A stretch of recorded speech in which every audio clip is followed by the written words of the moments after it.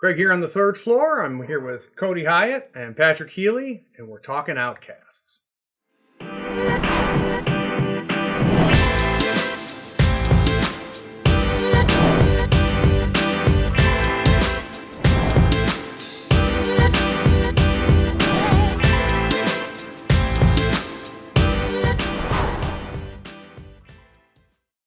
Quick disclaimer, when we filmed this, the M3 was still in open beta, so some of the details we talk about might change, but thematically everything should remain about the same. All right, so you guys have declared Outcasts, and I'm looking at Parker, and I'm looking at Bandit crew. What should I expect to see on the table? You should expect a lot of mobility and guns. His big keyword is run and gun. Okay. Which allows him to... Well, not his keyword, but his main faction identifying factor is run and gun, which lets you take a charge action and then make a shot. Okay, so a lot and of his models, so you charge and you get to shoot. Yeah, so any projectile action. Gotcha. Charges don't have to be directly at the model, so it's just a lot of versatility and movement. And is that instead of making the melee attack that you normally get in a charge? Exactly. You can make a projectile attack at the end instead. So you can charge basically at an angle and still end at max range distance away from it and take a shot. It's just efficiency. Yeah. Right, and you don't need a target to charge for, so you could charge in any direction. Mm-hmm. All right, so that's cool. Okay. Yeah. And that's an ability we see pretty common in the Bandit crew. Most of the bandits have it. Okay. I think the big overarching theme with the crew is the efficiency that they're going to have with their AP. They're moving when they're shooting, so a lot of range crews, they're going to stand in one place and they're going to shoot guns. Right. Makes it hard to get the schemes off. Yeah. But with these guys, they're going to be moving all over the place. They're going to be getting where they need to go. Gotcha. So as a master, there's all kinds of different types of masters. Do you consider him kind of a beater master, or just a range master, or just as a master, where does he fit in? Again, it's that efficiency. He's a little bit of both. He can do some damage at range, but then he's got some control aspects as well. How so? Well, he's got stick up, which basically is either going to drain your hand, so it's a targeted duel on you, you take 4 damage. And you can discard 2 cards to reduce it by 2, and discard 2 more to reduce it again. Oh, okay. All right. So either you're going to take the damage or you're going to lose your hand. Mm-hmm. Yeah, and an even cooler thing is it has a ram trigger where if the model can use soul stones, you lose a soul stone, I gain a soul stone. Okay, so you're robbing them. So you're taking the cards, you're taking their soul stones, are you doing damage? That's cool. Yeah. That's cool. How resilient is he? He's got 14 wounds. That's his main resiliency. Yeah. And defense... he's a 6/6. Okay, so that's good. And he has a quick action.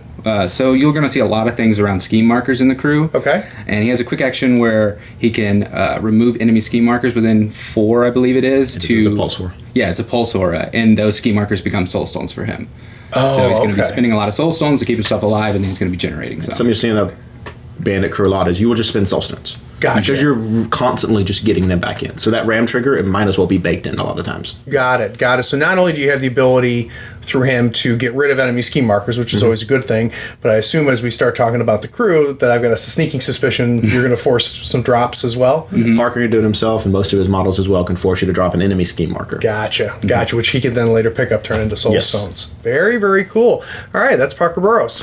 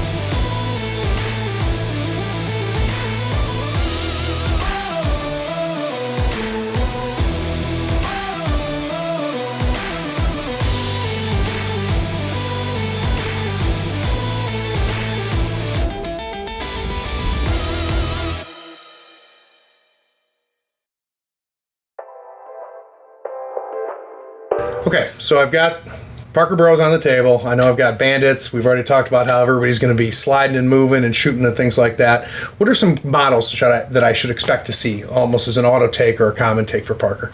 I mean, his totem, Doc Mitchell. Okay, what's Doc do? A little bit. Doc's got a heal still built into him. Couple of triggers on it, but he's a free totem, so you're going to see him in there. Right. He's another AP. He's got a decent ranged attack. It's not great, but it's decent. He's one of the few models in the crew that does not have the run and gun. Gotcha. But mostly healing with his totem? Yeah. Well, yeah, his totem also heals, but it has a 3-inch aura. Okay. So when a model takes damage in that aura, you can discard a card to place base to base with the totem. Oh, so you're moving the enemy. Yeah, no, you're moving your guy. model. Oh, okay. Your model jumps back. You charge in, you do some damage, maybe Soulstone off, only take one, discard a card, place next to my totem. You're just hanging out there. There's a fun synergy with Black Blood. How so? When you charge in, you take the damage from Black Blood. Right. Push the card if he's near Doc Mitchell, bounce back out of combat. Oh, that's cool. That's cool. How about any beaters? What kind of beaters does you expect to see in a band? You're always going to see Mad Dog Bracket. Okay. That's great. Mad Dog's got a very good, shorter range, but very good Chesterfield shotgun.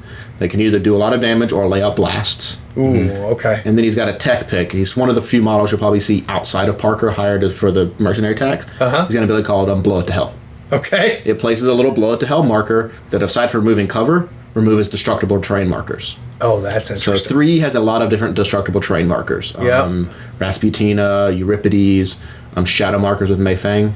Interesting. So if you declare one of those masters against Outcast, I'm going to think about hiring Doc not Doc, but Mad Dog even at the Soulstone cost. Yeah, so even if you don't go with Parker, you might still bring in Doc as a Mad Dog. Or Mad Dog.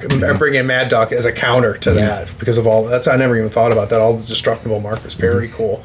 Yeah. Talk to me about his gun though. Is his Mad Dog gun like damage spread is? You might be thinking that bringing armor into this range crew with all their guns is great, but he has a built-in trigger to ignore armor on that crazy gun. Nice. So he's shooting men 3, ignoring armor. If he's less than half wounds, he gets plus flips. Yes. Ignoring the cover. Wow. He's a great guy. Now, can the totem also heal Mad Dog? Yes. He heal everyone. Yeah. Nice. Okay.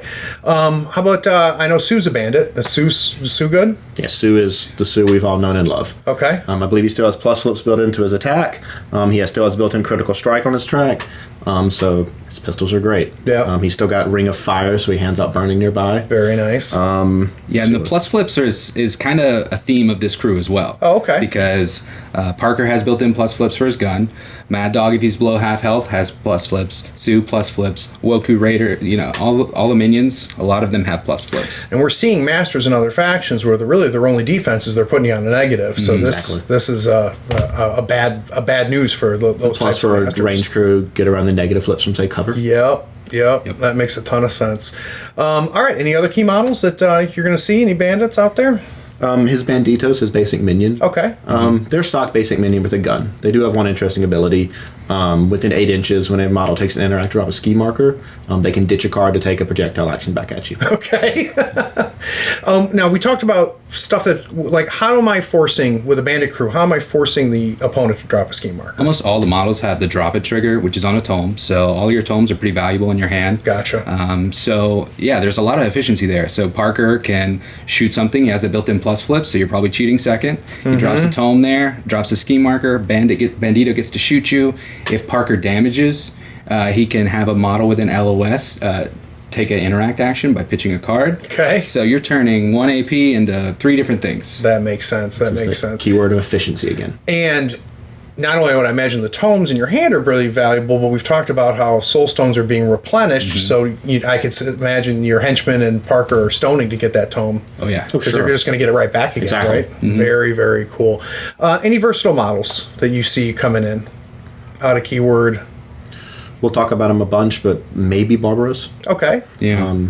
He's just a good tank. He gives you some melee presence you might not have. Got it. And then he's able to control because he can bring models to him. It's not a lure ability, but it's a lure-like ability as well. We'll talk about Barrows a bunch. Yep. The emissary has to be sort of mentioned. He's expensive for 10 stones, but he has a quick action to make a model take a 3-inch push and drop a scheme.